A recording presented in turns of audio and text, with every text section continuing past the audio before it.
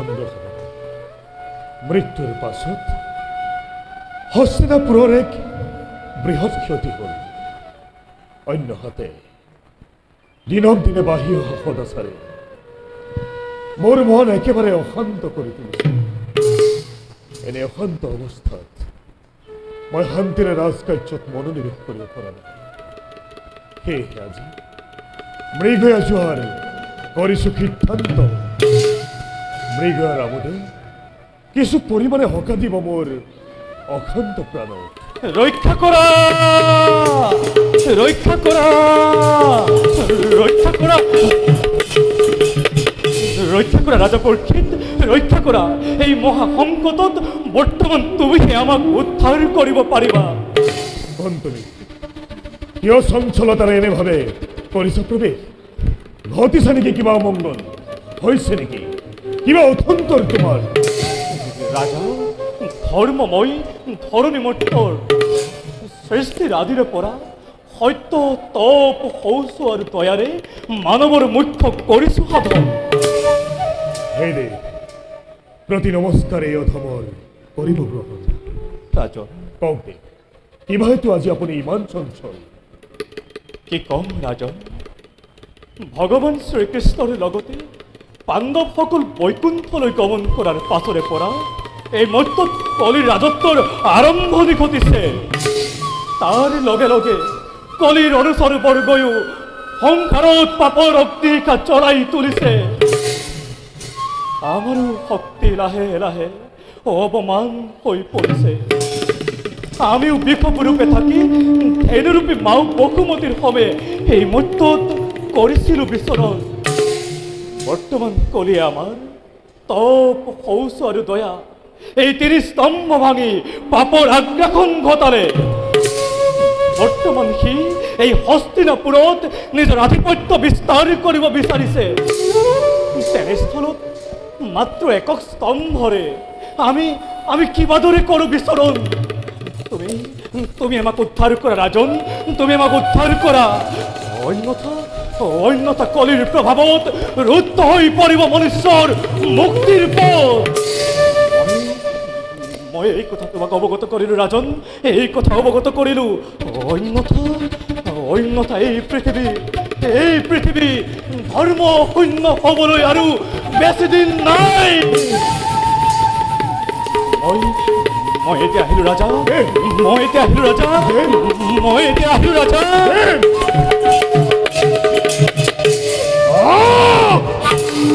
বাপমতি কলি তৰিমান হ তই এই যে হস্তিনাপুৰত পাপৰ বীজ খিচিবলৈ আহিছ। শ্ৰেষ্ঠ ধনঞ্জয় যোৱাৰ পাছতেই নিপতিবেশেৰে মোৰ ৰাজ্যত চন্দন আহি পৰিছত পালি। তোৰ কাল তোৰ সন্মুখত এতিয়াই মই তোক কৰিম শিৰচ্ছেদ। ফোন কলি মই তোক কৰিছো আহ্বান। এই মুহূৰ্ততে তই মোৰ সন্মুখত উপস্থিত, অন্যথা ঘটিব তোৰ মহা অঘটন।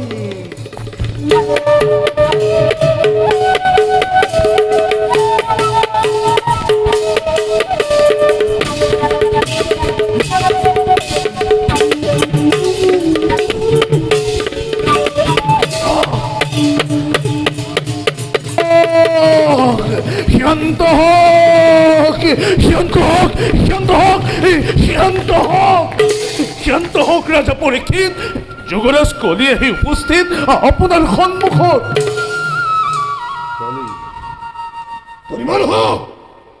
তই এই হস্তিনত পাপৰ বীজ খিচিবলৈ আহিছ। ক্ষমা কৰিবা ৰাজা, কালৰ আদেশত প্ৰকৃতিৰ নিয়ম অনুসাৰে মই মোৰ কৰ্তব্য কৰিছোঁ। যিদৰে সত্যৰ পাছত ত্ৰেতাৰ পাছত দ্বাপৰ, ঠিক সেইদৰে দ্বাপৰৰ পাছত কলিযুগৰ আৰম্ভণি ঘটিছে। মোক মোৰ কৰ্তব্যত বাধা নিদিব ৰাজন। মুখ বন্ধ কৰ, তোৰ উপদেশৰ মোৰ নাই প্ৰয়োজন। যে কি নহওক, এই পৰীক্ষিতৰ জীৱিত অৱস্থাত হস্তিনাত কলিৰ প্ৰভাৱ ঘটিব নোৱাৰে। ক্ষমা কৰিবা ৰাজা, কালৰ গতি আৰু প্ৰকৃতিৰ নিয়মক কোনেও বাধা দিব নোৱাৰে যদি আপুনি প্ৰকৃতিৰ বাধা হয় তেন্তে আপোনাৰো মৃত্যু স্বাভাৱিক হোক হোক মোৰ মৃত্যু তথাপিও মই কৰিছো প্ৰতিজ্ঞা মই জীৱিত থকালৈকে মোৰ সন্মুখত ধৰ্মত পাপৰ আগ্ৰহণ হ'ব দিব নোৱাৰো ধৰিলো এইবাৰ ৰাজন বুজি উঠক বিধাতাই ৰাজন কাল আৰু প্ৰকৃতিৰ পথত কণ্টক ৰূপে থিয় হৈ ৰাজন অৰ্জুনৰ নাতিয়েই পৰীক্ষিতে মুহূৰ্ততে কলিক কৰিব না শান্ত হওক ৰাজা পৰীক্ষিত শান্ত হওক মই আপোনাৰ শৰণ বিচাৰিছো আৰু শৰণাৰ্থীক শৰণ দিয়াটো জানো আপোনাৰ ধৰ্ম নহয়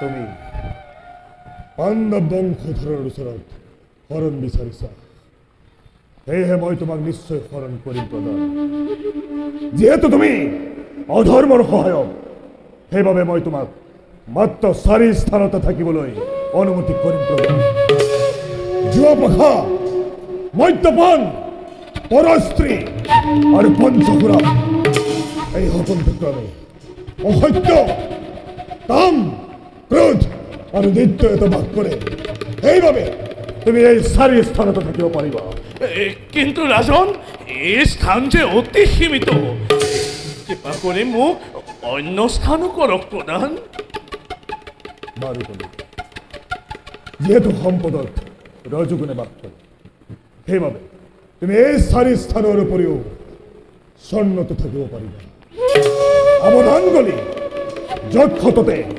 হৰিনাম শ্ৰৱণ কীৰ্তন হয় য'ত হৰিৰ মাহাত্ম লীলা প্ৰকাশ্য হয় এই ঠাইত তুমি কদাপিতো নকৰিবা প্ৰৱেশ মই এতিয়া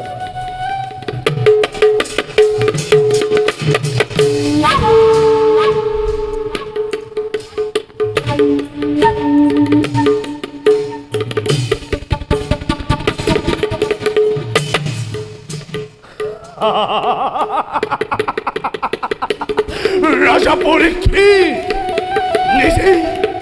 নিজেই আহ্বান কৰি কলিকে দীঘলা মোৰ উদ্দেশ্যৰ অনাকাংক্ষিত সমিধা বেশ বেশ ৰাজা তুমি প্ৰদান কৰা সেই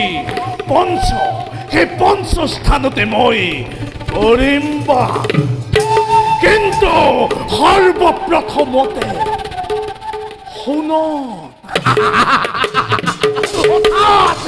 অর্থাৎ তোমার স্বর্ণ মুকুটত করিম বাস প্রতিফলে তোমার হোমে তোমার স্বর্ণ মুকুটত বাস করি মতি ভ্রম করাই তোমার হতুয়াই অধর্ম করিম সাধন আর হলি দিম তোমার মৃত্যু দুয়ার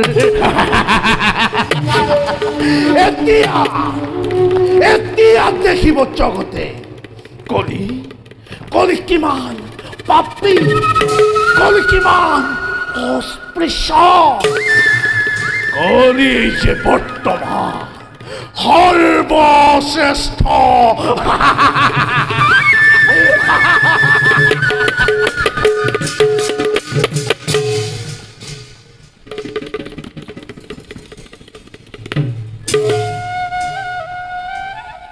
আচৰিত ব্যাস দেৱৰ পুত্ৰৰ তপোবল সঁচাকৈ অতিকে আচৰিত বালক হৈ চালনা কৰিবলৈ আহোঁতে ধ্যানৰ বলেৰে সকলোবোৰ গম পালে ধন্য শক্তি ধন্য তোমাৰ ব্ৰহ্মচাৰ্য ব্ৰত আজি ৰম্ভাই নিজেই তোমাৰ ওচৰত পৰাজয় কৰিছো স্বীকাৰ বুজিছো মই আৰু শুকদেৱৰ পৰা ভাগৱত চুৰ কৰিব নোৱাৰো কাৰণ স্বয়ং ভগৱন্তই শুকদেৱক কৰিছে সহায় যাওঁ এই বাৰ্তা কলি দেৱতাক কৈ মই স্বৰ্গলৈ গুচি যাওঁ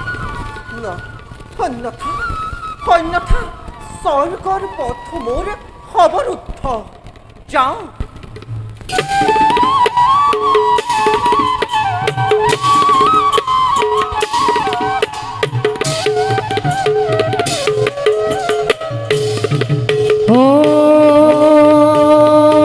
হরি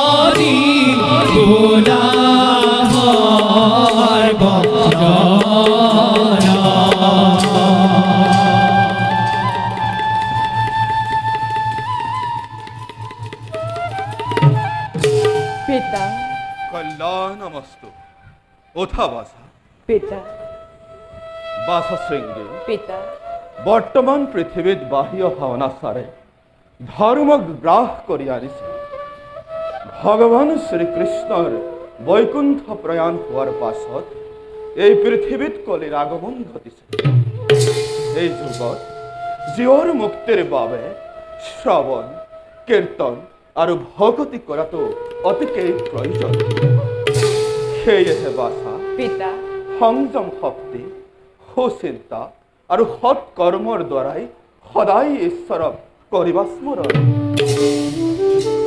সেই পৰম পূজ্য পিতৃৰে বাছা আপোনাৰ একান্ত আৰাধ্য ৰূপে সৰ্বতো মই পালিম সৰ্বদা এই পুত্ৰৰ কৰণীয় কাৰ্য কৰক প্ৰদান বাছা শৃংগী পিতা বৰ্তমান হৰি আৰাধনাৰ সময় আমাৰ অতি সমাগত আমি এই বৃক্ষৰ তলতে ব্ৰহ্মত হম সমাধিত তুমি সৰোবৰে স্নান কৰি আহি আশ্ৰমৰ কৰণীয় কাৰ্য কৰিবা সম্পাদন ভাল পিতৃ মই এতিয়াই স্নান পৰ্বৰ বাবে সৰ্বৰে কৰিম কবৰ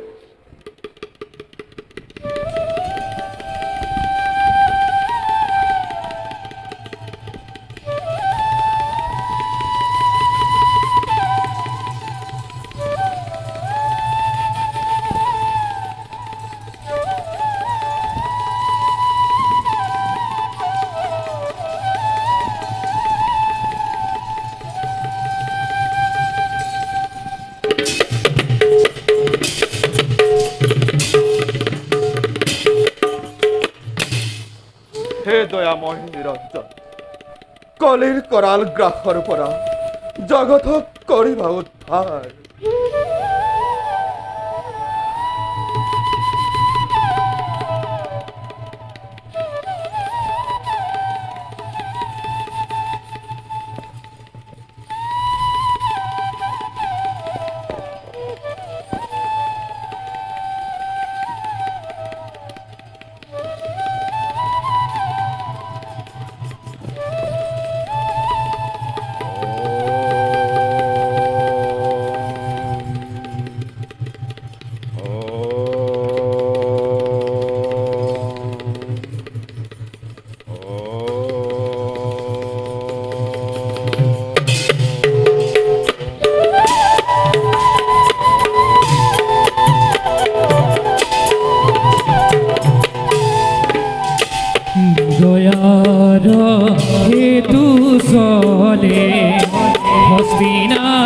রাজন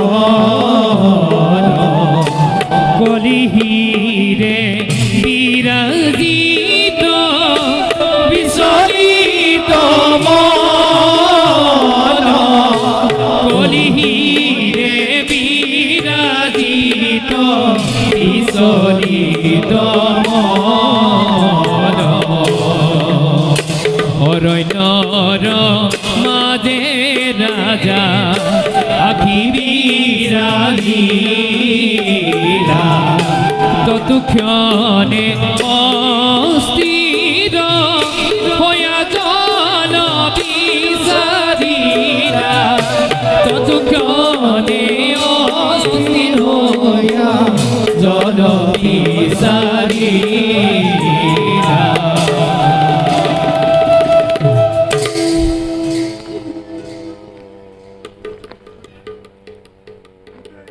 তলব করিল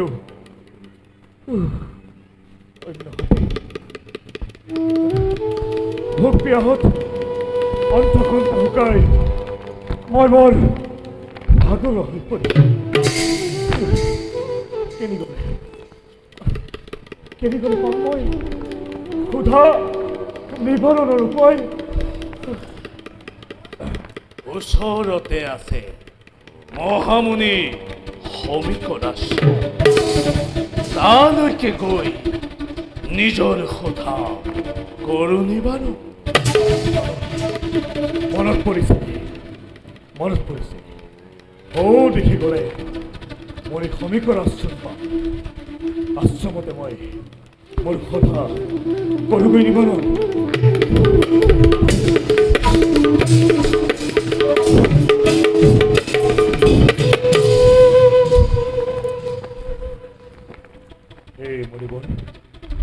এই হস্তিনাপুৰ ৰজা পৰীক্ষিত প্ৰতি নমস্কাৰ কৰিব মৰিব মৃগৰ বাবে আহিছিলোঁ মই এই অৰণ্যত কিন্তু ভোগ পিয়াহত মই আজি অতিকে ভাগৰুৱা আপোনাৰ আশ্ৰমত কিছু জল বিচাৰি আহিছোঁ কৃপা কৰি মোক অলপ জল প্ৰদান কৰক। মোৰ কথা দিয়া নাই কোনো সঁহাৰি এই আশ্ৰমত কোনোবা আছে নেকি কৃপা কৰি মোক অলপ জল প্ৰদান কৰক। নাই সকলো নিমাত এই বলিব মই ৰাজা পৰীক্ষিত কৰিছোঁ কৃপা কৰি উত্তৰ কৰক প্ৰদান।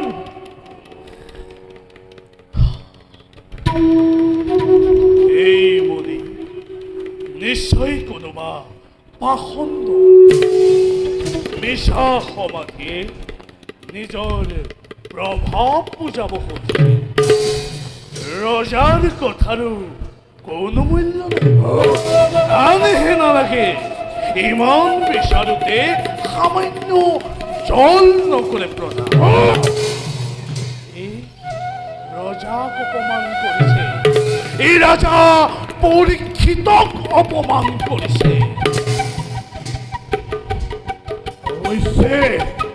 অৱশ্যে মুনি শাস্তিৰ যোগ্য এই মুহূৰ্ততে মই ইয়াক শাস্তি কৰি প্ৰদান।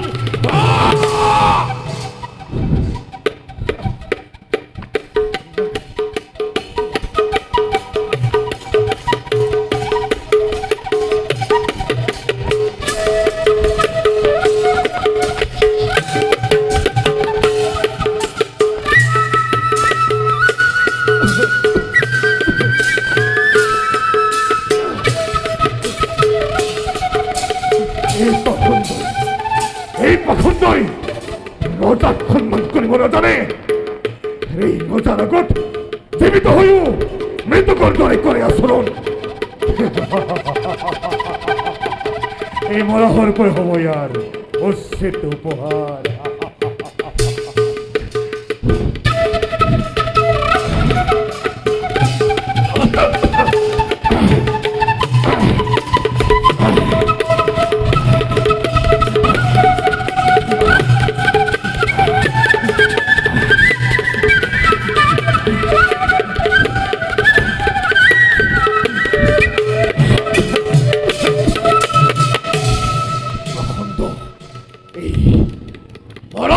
মালা পিন্ধি বহি থাক মৃত কুন্তলে।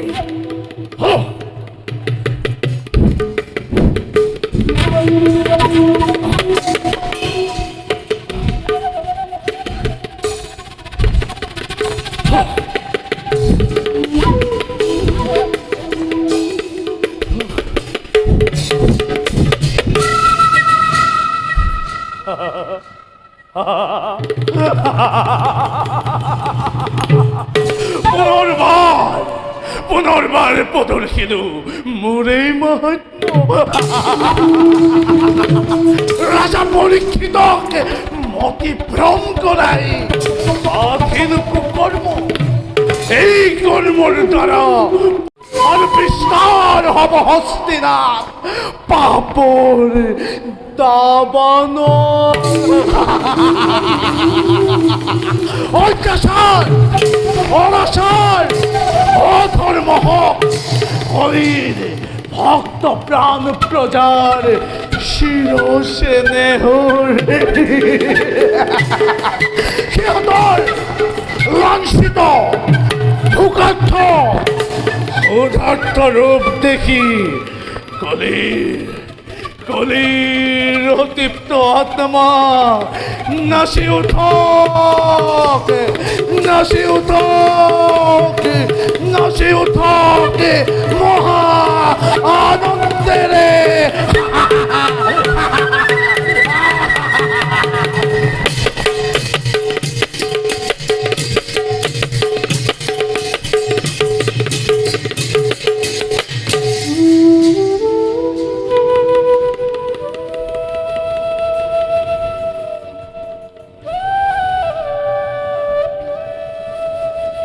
ওম নমো নারায়ণ। পিতা স্বর্গ, পিতা ধর্ম, পিতা কি পরম তপ, প্রেতরি প্রতিমা পন্নে প্যন্তে সর্ব দেবতা।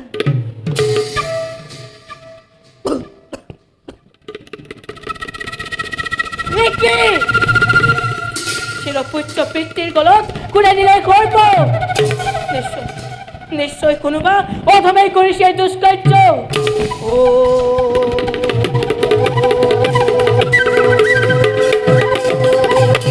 পাখণ্ড রাজা পরীক্ষিত কি কুক্ষণে আঁকি সামান্য চলর বাবে অপত সমাধিত হোৱা পিতৃৰ গলত সৰ্ব কৰিলি অৰ্পণ।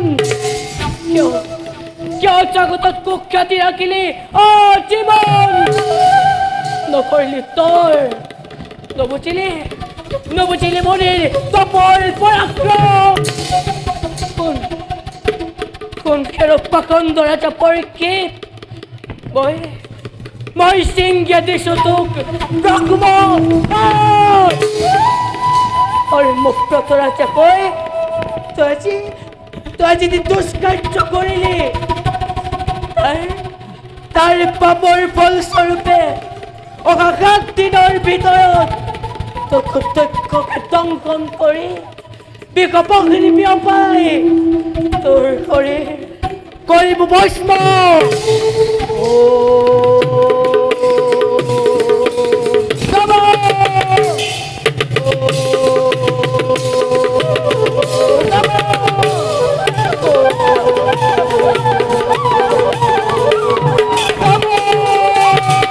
দেখা দেখা হৰিব জন ঈশ্বৰৰ লীলা সিংহী হবে পৰীক্ষিত সাপগ্ৰস্ত হইলা।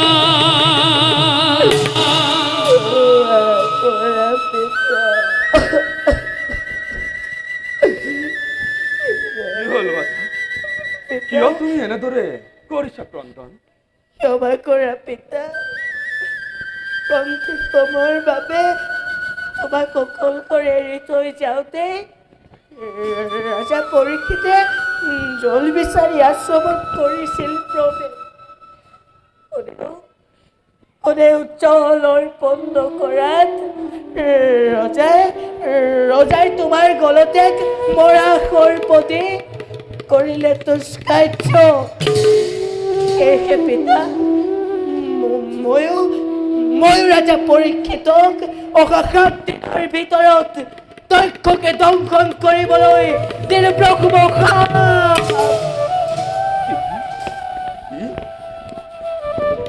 কি কাৰ্য কৰিলা বাছা সামান্য লঘু দুখতে নিষ্পাপ ৰাজা পৰীক্ষিতক তুমি এনে গুৰুদণ্ড কৰিলা প্ৰদান তুমি জানানে বাছা পৰীক্ষিত এজন ধৰ্মব্ৰত ৰজা পাণ্ডৱৰ বংশৰ কলিৰ দৰে পাশা নেই যুগত তেখেতৰ দৰে ৰজাৰ পোষাকনত আজি আমি সকলোতে শান্তিৰে কৰিছো নিবাস এনে পৰিস্থিতিত দেশত যদি কিবা অৰাজকতাৰ সৃষ্টি হয় তেন্তে অত্যাচাৰ অনাচাৰ দৈশ্য বৃদ্ধিৰ প্ৰভাৱত আচাৰ ধৰ্ম লোপ পাব তুমি পৰম তেজস্বী হৈ উচিত কৰ্ম নকৰিলা বাছা তোমাৰ এই কৰ্ম যোগেদি আমি মহাপাপতে লিপ্ত হম বলা বাছা আমি সাপৰ বিষয়ে ৰাজা পৰীক্ষিত অৱগত কৰোঁ অন্যথা মহাবিপদৰ সূচনা হ'ব আজি হস্তিনাপুৰত বলা বাছা আমি শিষ্যৰ সৈতে হস্তিনাপুৰে কৰোঁ গমন পিতা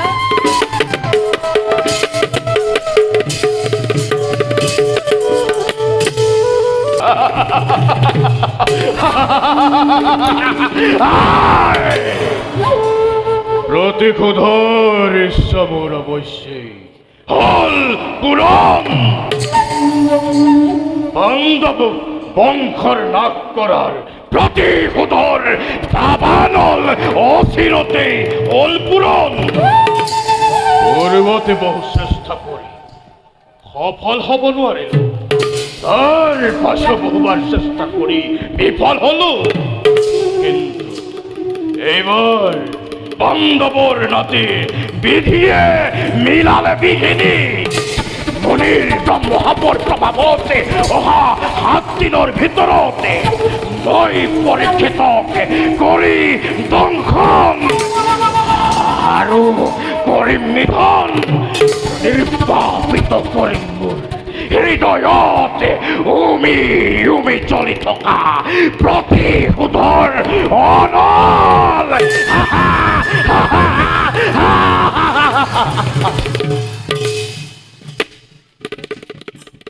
চকুৰ আগত আজি মই নানা অমংগল দেখিছো মৃগৰ পৰা ঘূৰি অহাৰে পৰা মোৰ মনত অনেক দুশ্চিন্তাই ভাল হৈছে কি কুক্ষণত মতিভ্ৰম হৈ মই মহৰ্ষিৰ গলত সেই মৰা সৰ্প তুলি দিলো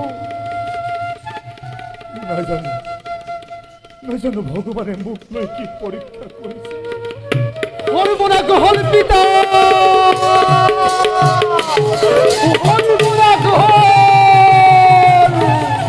সর্বনাশ হল পিতা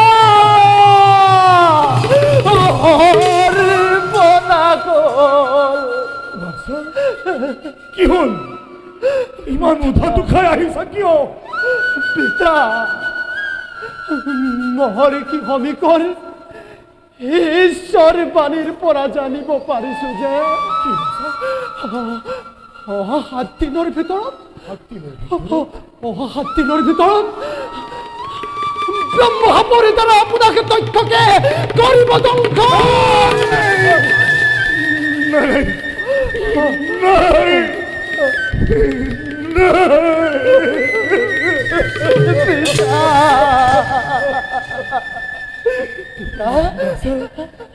মোৰ অনুমানে সত্য হল মই মতিভ্ৰম হৈ মই কি গৰিত কাম কৰিলো পিতা তাৰ ফলত মই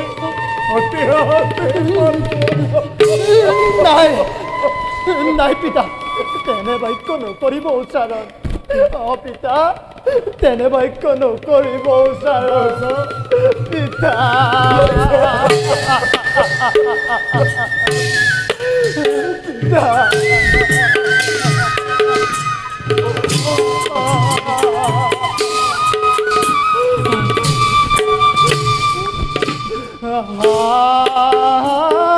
বিধি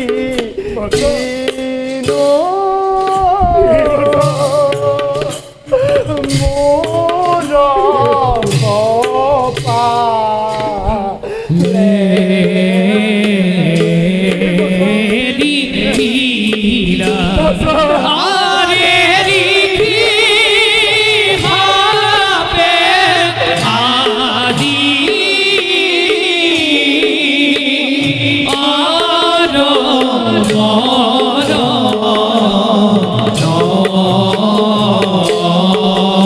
মিলিলা কই তো যাবা সীতা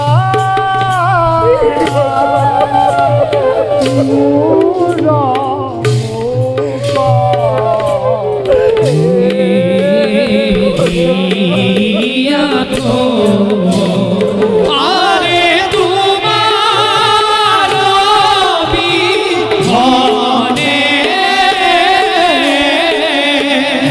আমি ঠাকুরে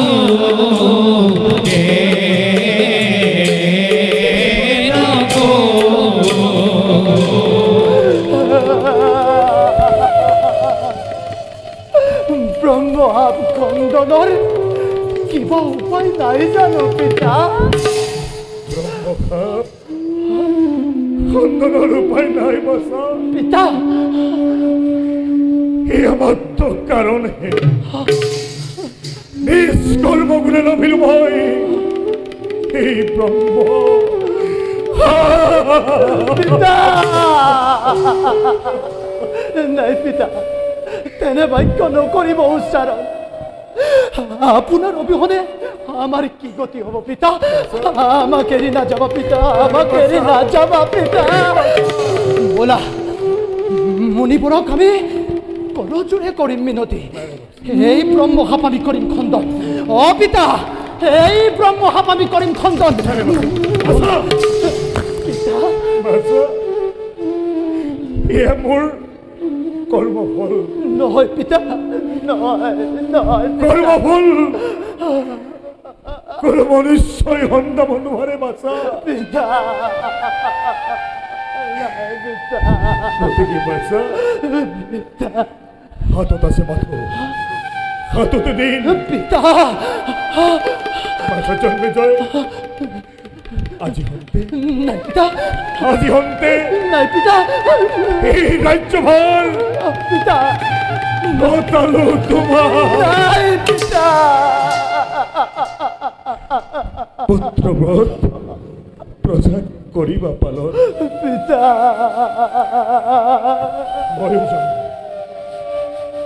ময়ূর মণিগণর পথে নিজ ভক্তির ভাবে ধর্ম সাধনা করুন বই অপ্রত্যন্ত কালতে পিতাই মোক ৰাজ্যভাৰ দি যাবলৈ ওলালে কিদৰে পিতা কিদৰে এই ৰাজ্য মই শাসন কৰিম ধর্ম পরাজের কেতিয়াও বিচলিত নহব বাছা। পিতা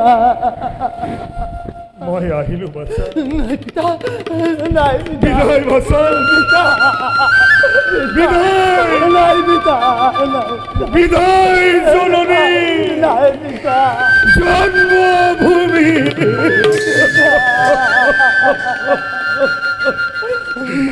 বিদায় বাছা নাই পিতা বিদায় বাছা নাই পিতা বিদায় বাছা বিদায় বিদায় পিতা পিতা পিতা মোক এৰি গুচি গলা এতিয়া মই কেনেকৈ থাকিম পিতা কেনেকৈ এই বিশাল ৰাজ্য মই শাসন কৰিম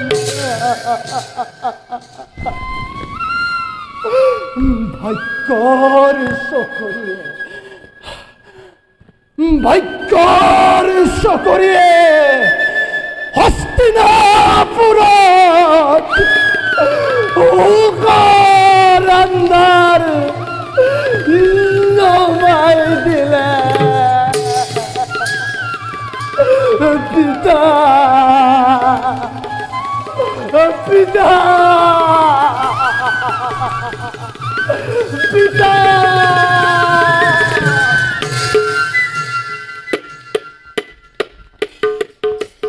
বোলো ভাল বোলো ভাল ভাল ভাল যি হয় ভালৰ বাবে হয় এই অতদিন ডাঙৰ ডাঙৰ কাম বিচাৰি বিচাৰি বয়সত যেনিবা গুৰৰ টেকেলিতে হাত পৰিলেগে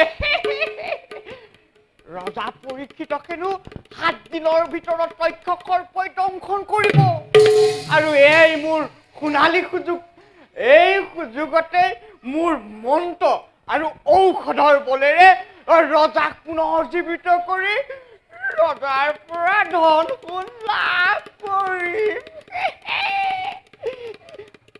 ৰাজপ্ৰসাদৰ পৰা পোৱা ধনেৰে মোৰ গোটেই দুখখিনিয়ে নাইকিয়া কৰি পেলাব মই কিহত গৈ মানুহজনী মই খাব নালাগে আৰু কথাটো ভাবিয়ে কিবা মনটো ভাল লাগি গৈছে পিছে ইমান দূৰ বাট ঘূৰি পাই আহিলো ভাগৰো লাগিছে খন্তেকেই বটবৃক্ষৰ তলতে জিৰণি লওঁ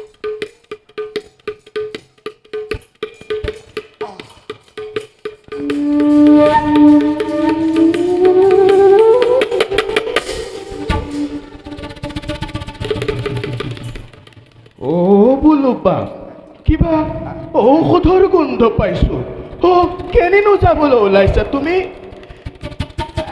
কিনো কম মোৰ দুখৰ কথা নালাগে শুনিব দিয়া পিছে ইচ্ছা কৰিছা যেতিয়া শুনা কোৱা এই ৰজা পৰীক্ষিতক হেনো 7 দিনৰ ভিতৰত তক্ষকৰ্পই দংশন কৰিব এই মই বোলো আকৌ মোৰ সেই ঔষধ আৰু মোৰ মন্ত্ৰৰ বলেৰে এই ৰজাক বোলো পুনৰ জীৱিত কৰি এই ৰজাৰ পৰা ধন সোণ অলপকে লৈ আহোঁগৈ এই সেই বুলিয়ে হস্তিনালৈ আহিছোঁ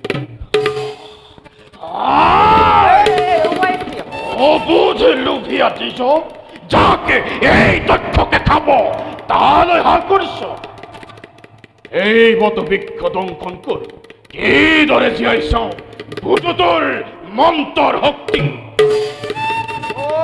তই মানে সেই সৰ্প এই দম্ভ নকৰিবি সৰ্প তই নাজানো মোৰ মন্ত্ৰৰ মহিমা কিমান মোৰ মন্ত্ৰৰ বলেৰে মোৰ মানুহজনী পাতে মই সকলোকে মোহিত কৰিব পাৰোঁ আৰু যদি তই প্ৰমাণ লাগে মই প্ৰমাণ কৰি দেখুৱাব পাৰিম আৰু তোৰ গৰ্ব মই ক্ষয় পাম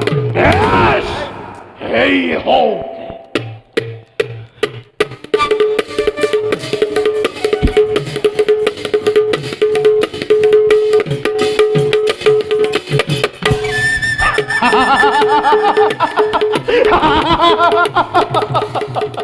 এতিয়া দেখিলি নে নিজবৰ এই তথ্যকৰ দংশনতে কিদৰে জহি কহি গ'ল এই বটবৃক্ষ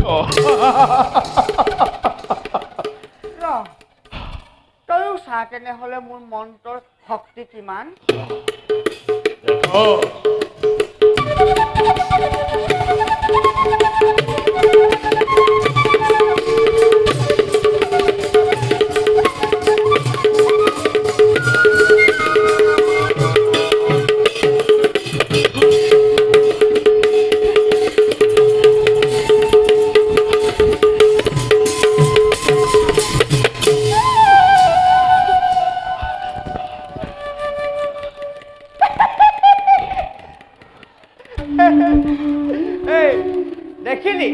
দেখিলি মোৰ মন্ত্ৰৰ বহিবা কিমান এই মোৰ মন্ত্ৰৰ বলেৰে তোৰ নিচিনা শত সৰ্পৰ দংশনকো মুহূৰ্ততে নিক্ষেপ কৰিব পাৰোঁ যি তক্ষকৰ বিষয়টো সমস্ত জীৱ ঐ ধ্বংস এই তক্ষকৰ বিষয়টো ৰুধিব পাৰে মন্ত্ৰৰ বলেৰে নাই নাই নাই নাই নাই নাই এনে হ'বলৈ দিব নোৱাৰি বৰ্তমান পৰীক্ষিতক দংশন কৰি মৃত্যু ঘটোৱাটো বিধিৰ নিয়তি আৰু মই নিয়তিক সলনি কৰিবলৈ দিব নোৱাৰো সেই দি যাব তোমাক ধন সোণ যি লাগে সকলোবিলাক মই দিম তুমি ইয়াৰ পৰা উলটি যোৱা তুমি হস্তিনালৈ গৈ পৰীক্ষিতক উদ্ধাৰ কৰি নিয়তি সলনি কৰিব নালাগে। নিয়তি সলনি কৰিলে তোমাৰো মংগল নহ'ব। গতিকে এইয়ে মোৰ তোমাৰ ওচৰত প্ৰাৰ্থনা দি যাব। ধন তুমি দিবা? মই দিম। তেনেহ'লে দিয়া। তাত কোন মৰে কোন যে মোৰ প্ৰয়োজন নাই। মই গৃহত গৈ পিছতে মানুহজনী মাৰ খাব নালাগে, কথাটো সেইটোৱে। এয়া ধনৰ টোপোলা দি যাব। আৰু তুমি এতিয়া স্বস্থানে কৰা গমন। ধন পালো যেতিয়া মোৰ সমান ভাগ্যৱান কোনো নাই। এনেদৰে আৰু কিবা কৰি থাকিবা। আহিছো। যোৱা।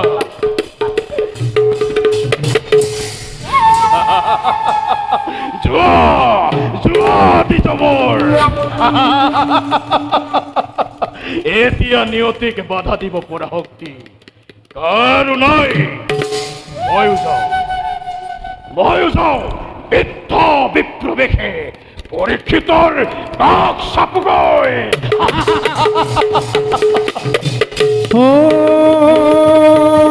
হরি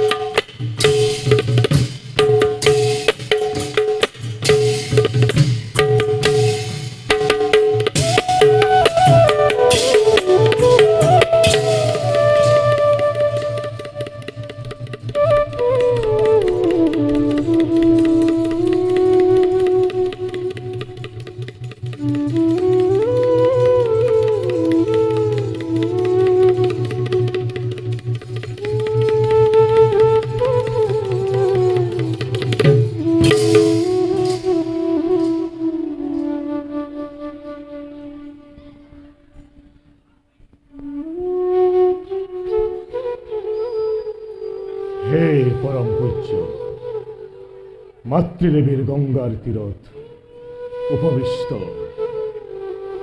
মহান মহন্ত গুণে খ্যাত ওজনীয় রেখি সমস্তলৈ মোর শ্রদ্ধালু সেৱা নিবেদিল।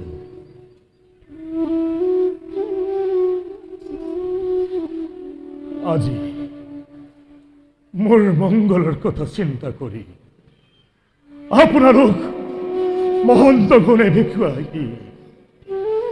আমাক যি দিহা পৰামৰ্শ প্ৰদানিলে সেই দেখি সমস্ত মই কৰজোৰে কৰিছো অনুনয়। মোৰ প্ৰতি থকা ব্ৰহ্মভাৱ কদাপিও নকৰিব খণ্ডন। নিজ কৰ্মগুণে ভুগিল মই ব্ৰহ্মভাৱ। শিৰে ধৰি মুনিৰ বচন লীন হব খোজো মই কৃষ্ণৰ নামত। কয় কৃষ্ণ কথা লৈলো খবতে ঘৰণ এই মন আশীৰ্বাদ দিয়া ৰেখি লোক নিজ কৰ্মবোৰে জন্মবোৰ চৈতে তৈতে হোক। এৰ কি কুল আপোনালোকৰ বিধান তপ জপ ধ্যান অথবা তীৰ্থস্নান একোৱে মোৰ মনপুত নহল। তাৰ বাবে ক্ষমিব মোক জীৱনৰ এই অন্তিম বেলিকাত বিচাৰিছো কেৱল কৃষ্ণৰ পদযুগল শৰণ, কেৱল কৃষ্ণৰ চৰণ।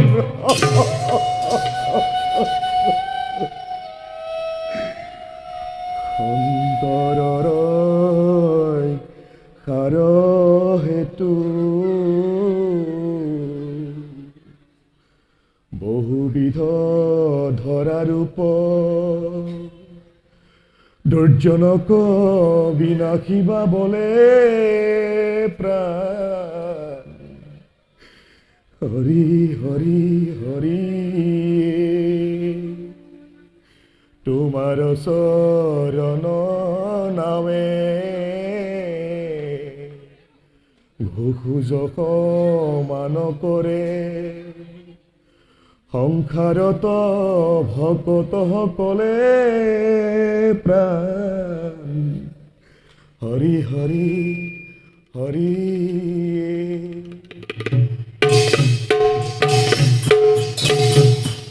হীৰাজন এই মায়াময়ী অনিত্য সংসাৰৰ মায়া ভেদ কৰি ভগৱতত শৰণ লোৱা প্ৰভু নাৰায়ণে তোমাক উদ্ধাৰ কৰিব।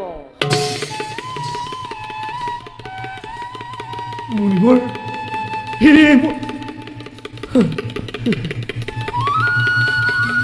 ভুবর্ণ ভিঙ্গাদে পখালিলা ভরি পাদুদক লয়া মাথে গন্ধে পুষ্পে ধূপে দীপে উপহারে পুজিলা পৃথিবীর নাথে চৰণত ধৰি বুলিলনিত তুতি মিনতি অনেক ভাবে পৰমহাদৰে আপোনাক নিপে অৰ্পিলা নিৰপাৱে।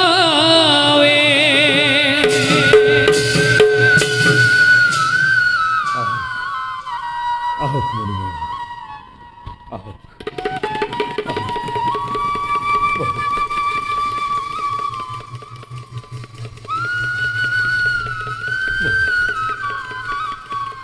মুনিবৰ আহক মুনিবৰ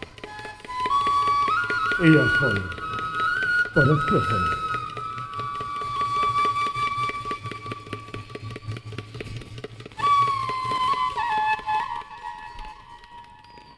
হে চিৰপূজ্য ভাগৱত অধিকাৰী অন্তকালত দেৱৰ দুৰ্লভ আপোনাৰ দৰ্শনে ধন্য কৰিলে মোৰ জীৱন। হে মুনিবৰ এই অধমৰ শতপ্ৰদ মাৰ্জনা কৰিব আপোনাৰ আলাপনে মই যে গতি পাম সেয়া নিশ্চিত। মোৰ শতকোটি অপৰাধ মাৰ্জনা কৰি এই অধমৰ সেৱা গ্ৰহণ কৰক। কল্যাণমস্তু। ওঠা রাজন, তোমার প্রেম ভক্তে সন্তুষ্ট আমি। ওঠা, কি জানিব বিচারা আমার পরা। তুমি আমাকে প্রশ্ন করা, আমিও যথাযথ উত্তর দিম। এতিয়া তুমিও এখন গ্রহণ করা। ভাল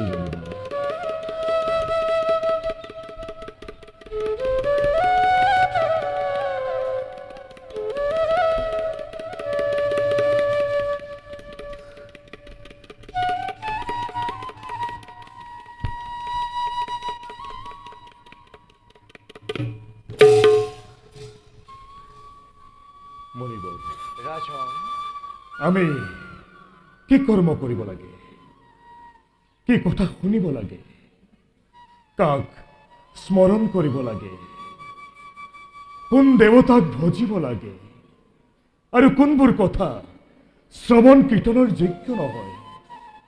ৰাজন, তুমি যে প্ৰশ্ন কৰিছা এয়া মানৱৰ সবাতোতকৈ শ্ৰেষ্ঠ প্ৰশ্ন।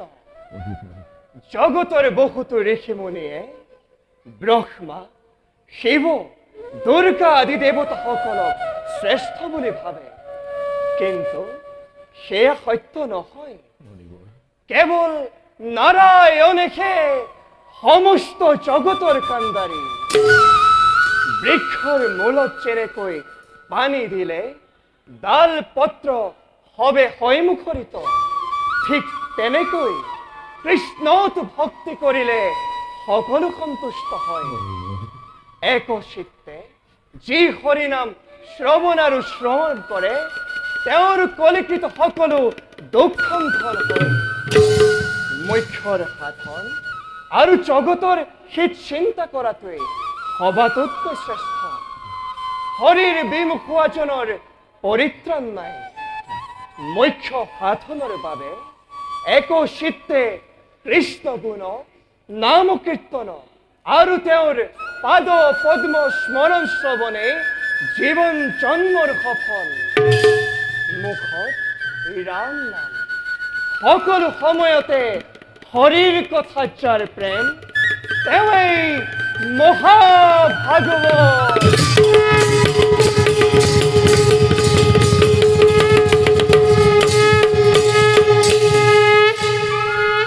গুৰুদেব, মায়ামোহত আবদ্ধ থাকি মনুষ্যই কিদৰে গতি পাব পাৰে?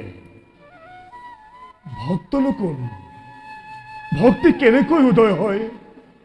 বিৰাজন, গুৰুদেৱ, যিজনে দুৰ্লভ মনুষ্য জীৱন পায় মায়া ছেদ কৰিব নোৱাৰে, আত্মাৰ কথা নেভাবি কেৱল ৰতি সুখতে নিমগ্ন থাকে, তেওঁৱেই অনিত্য সংসাৰৰ কথা একো নাজানে। যি কৰ্ম মন আৰু বাক্যৰ দ্বাৰা পৰিমাৰ্জিত সেই ভক্ত। ভক্ত শাৰীৰিক, আত্ম অমানি, জিজ্ঞাসু আৰু জ্ঞানী। জ্ঞানীজনে ঈশ্বৰক আৰাধনা কৰি তেওঁৰে ভজনা কৰে আৰু সেই ভক্তি। গুৰুদেৱ, আপোনাৰ অনুগ্ৰহত কিঞ্চিত জ্ঞান পাইছো, কিন্তু গুৰুদেৱ কি উপায়েৰে চিত্ত সিদ্ধি কৰিব পাৰি? এই দুৰ্ঘৰ কলিকালত মনুষ্যৰ কি গতি হ'ব? যিহেতু পাপ নষ্ট নহ'লে ধৰ্মত মতি নহয়, তেন্তে কলিত লোক তৰিব কেনেকৈ? কোনটো ধৰ্ম, কোনটো অধৰ্ম? কলিত ঈশ্বৰৰ গতি কি গুৰুদেৱ? গুৰুদেৱ, মোৰ চিত্ত অথিৰ হৈ গৈছে। মোৰ মনৰ ঘংকৈ আঁতৰ হ'বৰ বাবে সকলো কওক গুৰুদেৱ। শুনা ৰাজন, কলিত অধৰ্মই ভৰি পৰিব। সহজেই ধৰ্মৰ তিনি শৰণ ভাঙি চতুৰ্থ শৰণকো নষ্ট কৰিব। অনাচাৰী লোভীসকলৰ পৃষ্ঠবাসী দাৰুণ নিৰ্দয়ভাৱে ৰাক্ষসৰ আচৰণ কৰিব। ব্ৰাহ্মণ, ক্ষত্ৰিয়, বৈশ্য এই তিনি জাতিয়ে ভকতিৰ কথা নুশুনিব।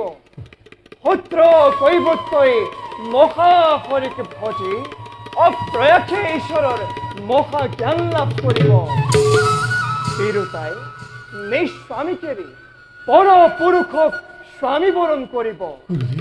পাখণ্ডই বেদ পথ দূষিত কৰি ধৰ্ম জ্ঞান বিলাই বহু মান লাভ কৰিব। ৰজাই প্ৰজাক অত্যাচাৰ কৰিব। দুৰ্ভিক্ষত অন্নৰ বাবে প্ৰজা মৰিব। ৰজাই কৰৰ বাবে পীড়ন কৰিব। বনৰ তপস্বীসকল গাঁৱৰ বাসিন্দা হ'ব আৰু সন্ন্যাসীসকল মহা ধনলোভী হ'ব। পুত্ৰ কন্যাই স্বামী আৰু পত্নীৰ বাবে নিজ পিতৃ মাতৃকো ত্যাগ কৰিব। কলি এনে ধৰণৰ কলংকই মনুষ্যক আৱৰি ধৰিব। শুনা ৰাজন, কলিত তৰিবৰ বাবে এক কৃষ্ণক দিনে অন্য উপায় নাই।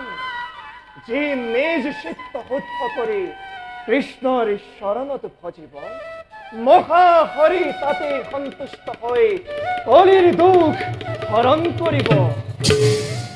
আমাৰ হৃদয়ত আছে সপ্ত আৱৰণ, তাতে বহি আছে নাৰায়ণ।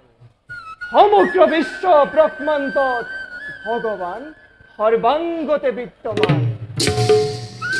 গুৰুদেৱ, গোটেই দেহ যদি ইন্দ্ৰিয়ৰে ভৰা, তেন্তে ভগৱানৰ ৰূপ কেনেকৈ বিৰাজ কৰিব? ৰাজন, গুৰুদেৱ, শৰীৰত ইৰা, পিংগলা আৰু সুষমা নামৰ তিনিডাল প্ৰধান নাৰী আছে, আৰু এই তিনি নাৰীৰ য'ত মিলন হৈছে সেই তীৰ্থস্থান। তাত ব্ৰহ্মা বিষ্ণু শিব তিনিও বিৰাজমান। গুৰুদেৱ ইন্দ্ৰিয়বিলাকৰো কিবা ৰূপ আছে নেকি? আছো ৰাজন, বাহুৰ সমষ্টিয়ে দেৱগণ, কৰ্ণ তই দক্ষুতি, নাকে অশ্বিনী কুমাৰ, নয়নে তৰ্পণ, ভ্ৰু যুগলে ব্ৰহ্মপদ, দন্তই যম আৰু হাস্যই মায়া আদি ইন্দ্ৰিয়গণ, দেহতে বিশ্বৰ আকাৰ আছে। হে গুৰু, আপোনাৰ সান্নিধ্যত মোৰ মনৰ মল দূৰ হৈ অজ্ঞাৰ অন্ধকাৰ, এই মোৰ অন্ধকাৰ নাইকিয়া হ'ল। আপোনাৰ কৃপাতে মোৰ হৃদয়ত ঈশ্বৰৰ পূৰ্ণ প্ৰকাশ পালে।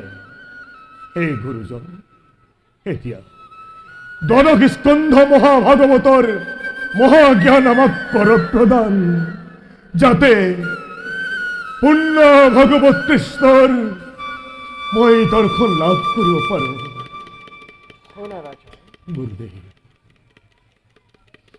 জ্ঞানং পৰম গুচ্ছং মে যদ বিজ্ঞান সমন্বিতম, সরা হাস্যং তদঙ্গংশ গৃহণ গদিতং ময়া, यवनाहं यथा भावु यद रूप गुण कर्म तथै तत्व विज्ञानमस्त ते सदनुग्रह।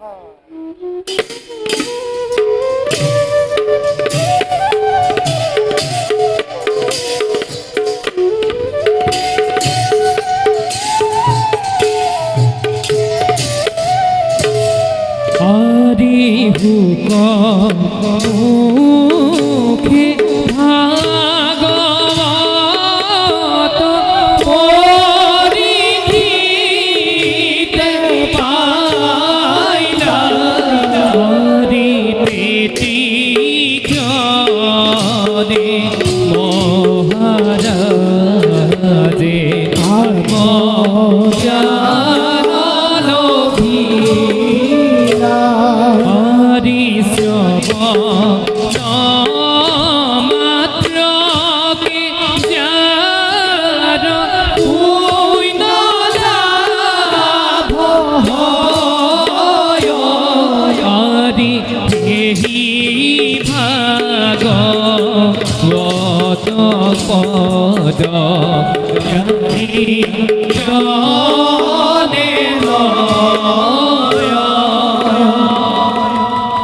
জ্ঞানতি পক্ষু পাণ্ডব নন্দন, এবে ভাগবত মূর্তি শুনা তুমি। প্রথম দ্বিতীয় স্কন্ধে শরণ তুতয়, তৃতীয় চতুর্থে চার হুয়েউরুতয়, নাভি দেখে পঞ্চমে ষষ্ঠ হে বক্ষস্থল, সপ্তমে অষ্টমে কর কমল যুগল, কণ্ঠ দেখে নবমে দশমে জারতুণ্ড, একাদশে ললাট, দ্বাদশে ভৈলমুণ্ড, কেন ভাগবত মূর্তি মনোহর, তোমার হদৃশ বর্ণ শ্যাম কলে বর।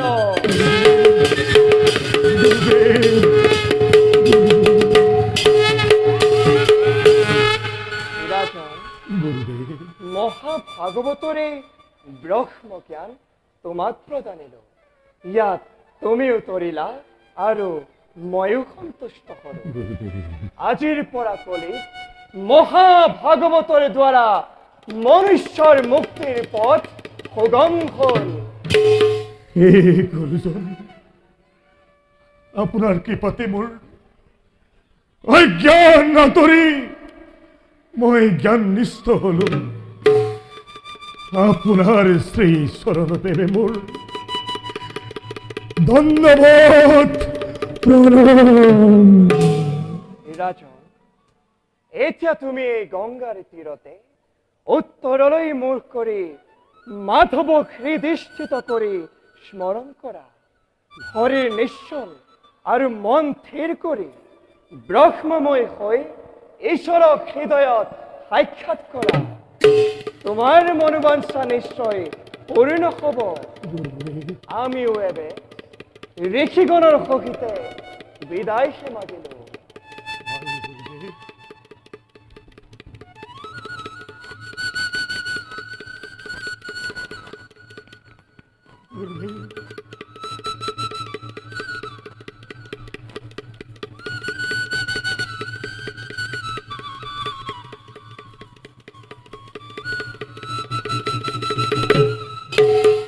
ও নমো ভগবতে বাসুদেবায়।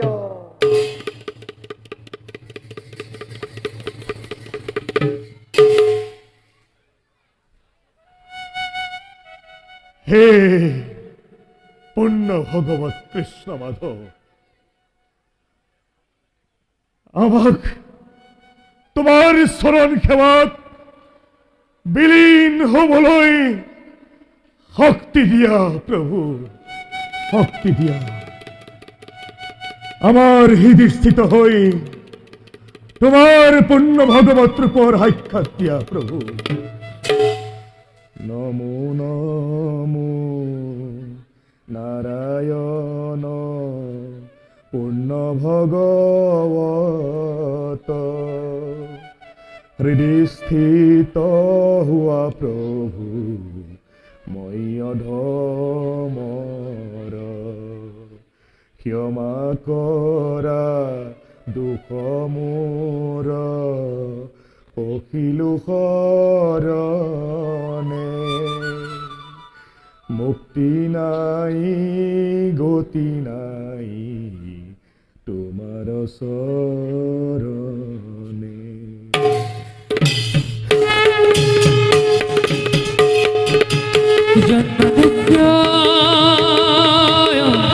यतिन्यादि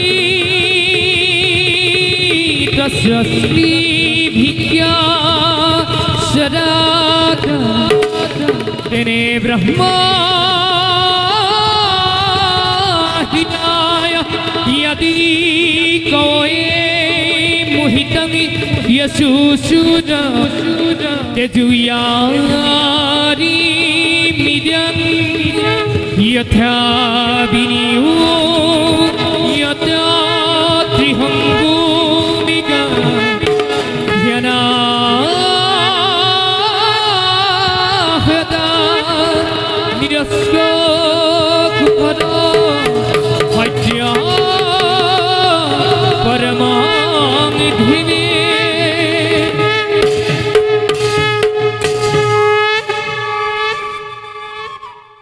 রাজা পরীক্ষিত, তুমি ভাগবতৰ পৰমাৰ্থ শুনিলা।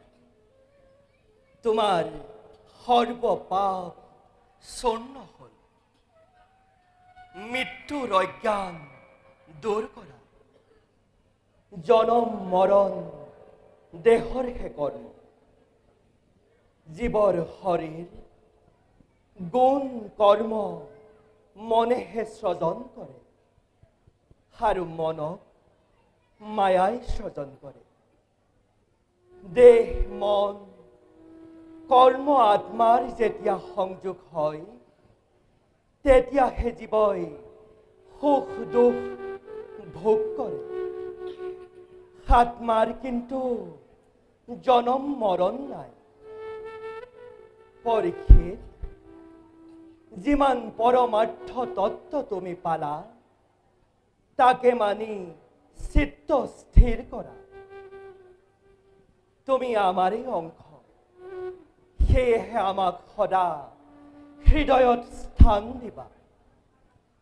আজিৰ পৰা তুমি মায়া শূন্য হৈ ঈশ্বৰকো চিনিলা, নিজকো জানিলা। তোমাৰ আত্মা আজিৰ পৰা আমাতেই বিলীন হৈ পৰিব। এই সৃষ্টিৰাজিৰ সৰ্বত্ৰ আমিয়েই বিৰাজমান। আমাতেই আদি, আমাতেই অন্ত। আমি এই সৃষ্টি, আমি এই ধৰ্ম, আমি এই পূৰ্ণ ব্ৰহ্ম মহা ভগৱত।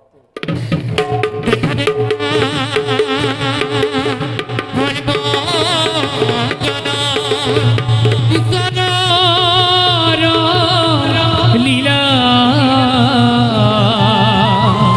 পরীক্ষিত মহারাজে ভগবত লীলা।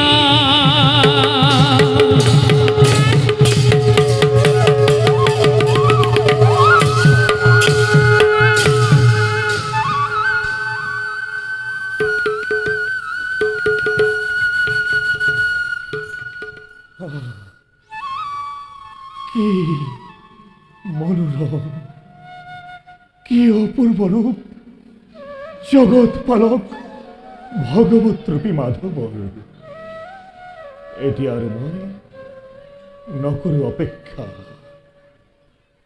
গুরুর আদেশ মানে আমিও সমাদিত।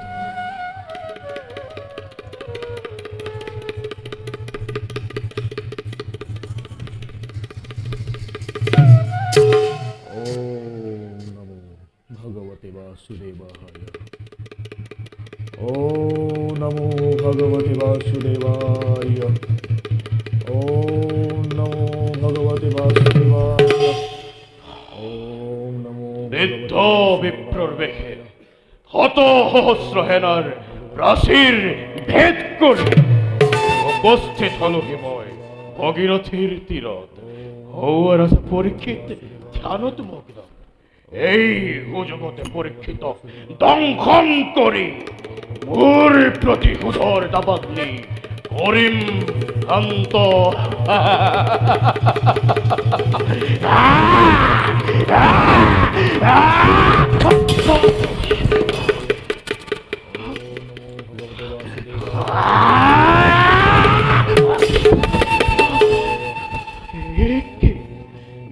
মই পরীক্ষিতর কাক চাপিব পৰা নাই।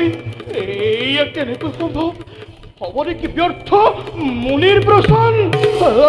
নাই নাই, এ প্ৰভু, মই একো বুজিব পৰা নাই। প্ৰভু, মোক পথ দেখুৱাই দিয়া। প্ৰভু, পথ দেখুৱাই দিয়া। শুনা শুনা শুনা তথ্য, শুনা তথ্য। তুমি প্ৰতিশোধৰ অগ্নি লৈ পৰীক্ষিতৰ কাষ চাপিব নোৱাৰা। পৰীক্ষিতে মহাভাগৱতৰ ব্ৰহ্ম জ্ঞান লাভ কৰি ভগৱন্তৰ সান্নিধ্য লাভ কৰিলে। তোমাৰ দ্বাৰা পৰীক্ষিতক দংশন সেয়া তোমাৰ এক কৰ্তব্যহে মাত্ৰ। আৰু পৰীক্ষিতৰ বিধিৰ লিখন। সেইবাবে প্ৰতিশোধৰ কথা ত্যাগ কৰি কৰ্তব্যৰ কথা চিন্তা কৰা, অন্যথা তোমাৰ এই অমংগল হ'ব।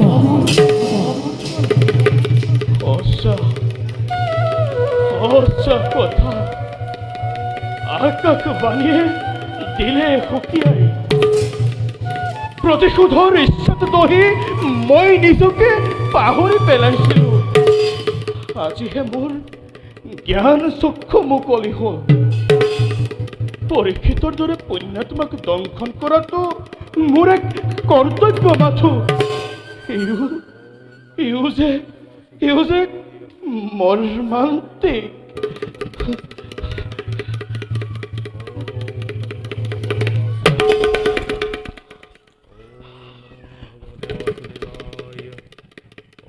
হে ৰাজা পৰীক্ষিত, তুমি মহাভাগবত লাভ কৰি ভগৱন্তৰ পূৰ্ণ সাক্ষাৎ লভিলা।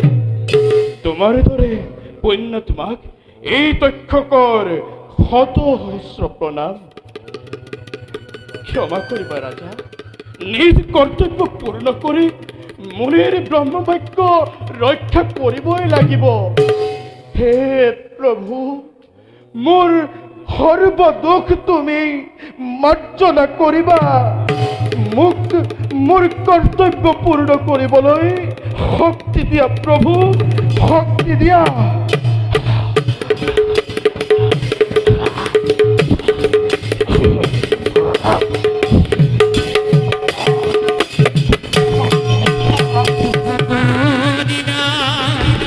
জগত লীলা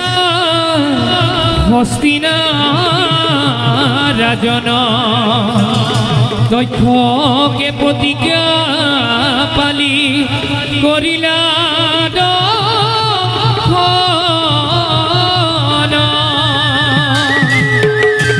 ও হরি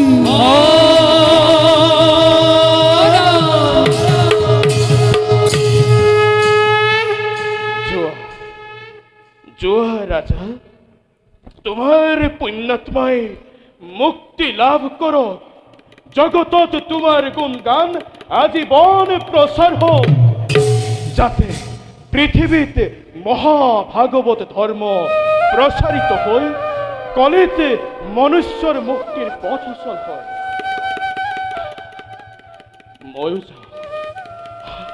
ময়ূজা পরীক্ষিতর দেহ সৎকাৰৰ ব্যৱস্থা কৰোগৈ।